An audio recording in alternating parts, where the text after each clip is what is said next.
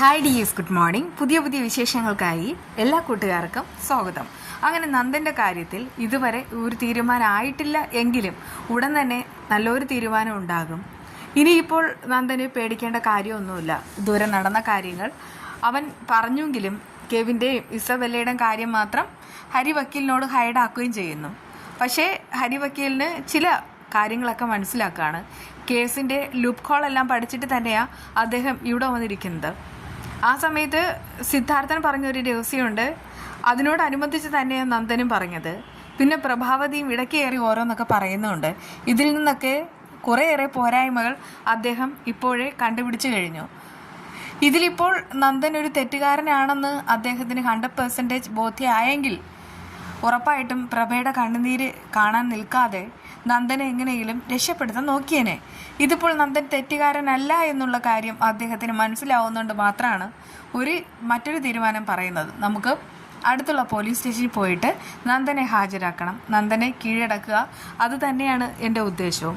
അത് കേട്ട് പ്രഭാവതി നന്ദനും അകന്ന് അടങ്ങി വിറച്ച് നിൽക്കുന്നു. അവർ രണ്ടുപേരും അതൊട്ടും അങ്ങോട്ട് ആഗ്രഹിക്കുന്നില്ല. പ്രത്യേകിച്ച് നന്ദൻ ഓൾറെഡി ഒരു പേടിക്കാരനാണ്.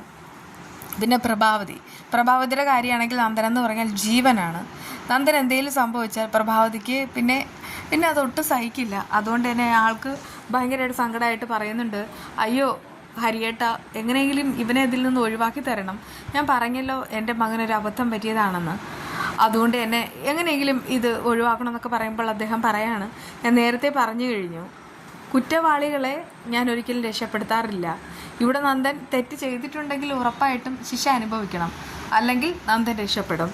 എന്തായാലും ഞാൻ കൂടെ ഇല്ലേ എന്നൊക്കെ ഇങ്ങനെ പറഞ്ഞിട്ട് ആശ്വസിപ്പിക്കുകയാണ് കേട്ടോ.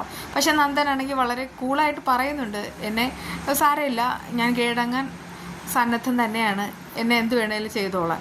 ആ ഒരു തരത്തിലാണ് ഇപ്പോൾ ആയിക്കൊണ്ടിരിക്കുന്നത്.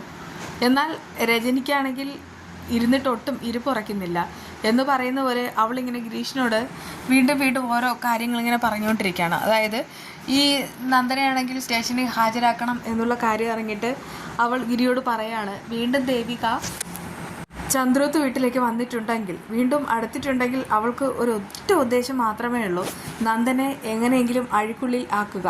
അതുമാത്രം. നന്ദൻ ജയിലിൽ കിടക്കുന്നത് മാത്രമാണ് അവളുടെ ആഗ്രഹം. അത് കേട്ട് ഗിരീഷിന് അവളെ തല്ലാനായിട്ട് ആഗ്രഹമുണ്ട്. അയാളിങ്ങനെ കടിച്ചു പിടിച്ച് നിൽക്കുകയാണ്. ആ സമയത്ത് ഗിരീഷ് എന്നിട്ട് പറയുന്നുണ്ട്, നീ വെറുതെ ആവശ്യമില്ലാതെ പ്രശ്നങ്ങൾ കുളമാക്കാൻ നോക്കേണ്ട. അവർ രണ്ടുപേരും ഒരു വിധത്തിൽ അടുത്തുകൊണ്ടിരിക്കുകയാണ്. അതിനിടയ്ക്ക് നമ്മളൊക്കെ കയറിയിട്ട് അവരുടെ കുടുംബജീവിതം താർക്കാൻ നിൽക്കണ്ടെന്നൊക്കെ പറഞ്ഞിട്ട് ഒഴിവാക്കി നിൽക്കുകയാണ്. പക്ഷേ ആ സമയത്തൊക്കെ രജനിക്ക് വീട്ടിൽ പോകണം, അവിടെ പോയിട്ട് കാര്യങ്ങളെല്ലാം അവരെ അറിയിക്കണം, ദേവിക്ക് അടുപ്പിക്കരുതെന്ന് ഇനി പറയണം. അങ്ങനെ ഓരോരോ രജനിയുടെ ഇപ്പോഴത്തെ ആ ഒരു അവസ്ഥ അറിയാമല്ലോ. എന്തായാലും ഈ ദേവികയ്ക്ക് നെഗറ്റീവായിട്ട് മാത്രമാണ് രജനി ഇപ്പോൾ ചിന്തിക്കുന്നതും പ്രവർത്തിക്കുന്നതും. രജനി എന്താ ആയിക്കോട്ടെ, ദേവികയ്ക്ക് അവളെ ഇപ്പോൾ നിലയ്ക്ക് നിർത്താനുള്ള ശക്തിയുണ്ട്. പക്ഷേ മറ്റൊരു ഞെട്ടിക്കുന്ന സംഭവം നടക്കുകയാണ് കേട്ടോ. അതായത് ഇപ്പോൾ അരുന്ധതിക്ക് മാത്രമാണ് ഈ ഋഷി ജീവനോടെ ഇരിക്കുന്നുണ്ട് എന്നുള്ള കാര്യം അവരെ സംബന്ധിക്കുന്ന ആൾക്കാരുമായിട്ട് അറിയാവുന്നത്. എന്നാൽ മറ്റുള്ള ആർക്കും അറിയില്ല. സകല രഹസ്യങ്ങളും മനസാക്ഷി സൂക്ഷിപ്പുകാരനും സകല രഹസ്യങ്ങളും സൂക്ഷിക്കുന്ന ഒരാളുണ്ട്, CP. അയാൾ ഇടയ്ക്കിടയ്ക്ക് ആ വീട്ടിൽ വരുന്നുമുണ്ട്. പക്ഷെ അയാൾ പോലും ഈ കാര്യം അറിഞ്ഞിട്ടുമില്ല. ഈ അരുന്ധതി ഇതുവരെ പറയാൻ ശ്രമിച്ചിട്ടുമില്ല. എന്നാൽ ഈ CP ആണെങ്കിൽ വീട്ടിലേക്ക് വരികയാണ്. ഋഷി മുകളിലും ഉണ്ട്. CP ഇതിനിടയ്ക്ക് അവിടെ പോയിട്ട് മുഖമെല്ലാം വാഷ് ചെയ്തിട്ട് നിൽക്കുകയാണ്. എന്നാൽ ആ സമയത്ത് നോർമലി ഋഷി അങ്ങോട്ട് ഇറങ്ങി വരുന്നുണ്ട്. അയാളിങ്ങനെ മിററിൻ്റെ ഫ്രണ്ടിൽ നിൽക്കുന്നതുകൊണ്ട് തന്നെ അവർ പ്രതിച്ഛായ ആ ഒരു മിററിൽ കാണുന്നുമുണ്ട്. ഞെട്ടിത്തരിച്ച് നിൽക്കുകയാണ്. ഇതെന്താ, പ്രേതാണോ, ഭൂതാണോ, പിശാചാണോ? അയാളിങ്ങനെ ചുറ്റും നോക്കുകയാണ്. ഋഷി തന്നെയാണോ കണ്ടത്? എന്തായാലും ഋഷിയും CPയും തമ്മിൽ കാണുന്നുമുണ്ട്. ഇതെല്ലാം കണ്ടിട്ട് ഋഷി എന്ത് ചെയ്യണമെന്ന് അറിയാൻ നിൽക്കുകയാണ്. അവിടെ അവൻ പ്രേതമൊന്നും അല്ലല്ലോ, അല്ലെങ്കിൽ ആവിയായിട്ട് പോകാമായിരുന്നു. ഇതിപ്പോൾ അങ്ങനെയല്ല. മോനെ ഋഷി എന്നൊക്കെ വിളിച്ചിട്ട് CP വല്ലാതെ ഷോക്കാവുന്നു. ആ സമയത്ത് എന്തായാലും ഋഷി പിടിക്കപ്പെട്ട് കഴിഞ്ഞു.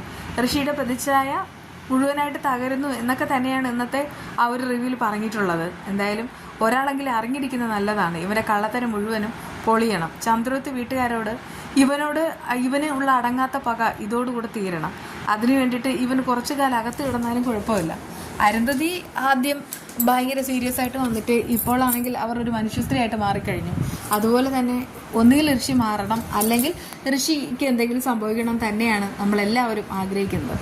എന്തായാലും ഇനി നന്ദൻ്റെ കാര്യത്തിലൊരു തീരുമാനം ഉണ്ടാകും, ഋഷിയുടെ കാര്യത്തിലും തീരുമാനമായിട്ടുണ്ട്. വിശേഷമായി കാണാം. ബൈ.